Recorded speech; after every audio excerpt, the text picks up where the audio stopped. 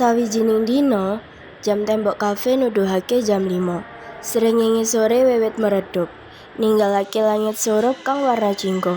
Zenedit lan Putra lungguh ing meja pojok karo buku-buku ulangan kang pating selebar ing dhukur meja.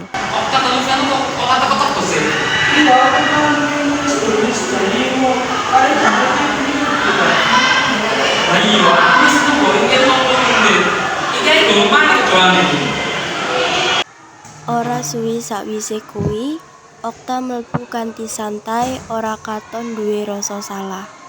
Eta, kok suwene sih? Aku bisa iki lho kene kemarin. Apa susahane sih itu ngerti?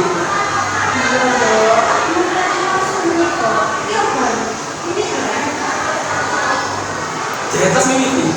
Wong dia aku iki setengah jam gak sapunya aku gawe kowe. Awakmu aku siap entok.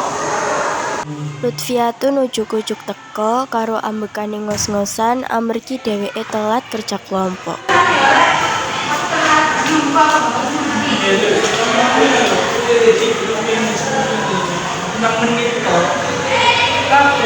Itu bisa kan?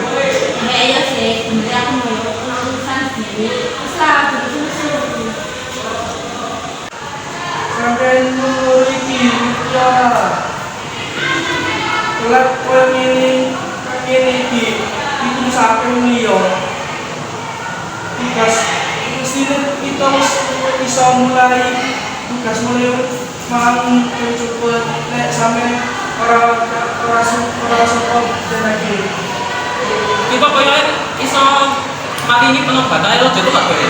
Telat sih ngaruh. Asal mandi. Kan ya kan terus ngomong mesti diterusno. Ini apa dulu? Oke, aku salah. Bisa aku teman dulu. Kenapa ya? Aku kok ada polisi deh. Polisi. Aku serius Subianto. Nak kowe di blas ini mending selanjutnya orang sadar kok banget ini, Pak. Iya. Ini terakhir kalinya aku menjadi toleransi. Iki waktu ini bisa lihat ya, ini sangat penting. Iya bos, sebenarnya yo, aku orang kembali nane. Siap bos, ini aku perlu cepet. Tepat wektu kuwi duduk mung soal teko luwih awan. Nanging uga soal ngajeni usaha lan kesabaran ning wong liya. Ojo nganggep telat kuwi sepele, merga saben menit sing ilang bisa ngrusak kepercayaan.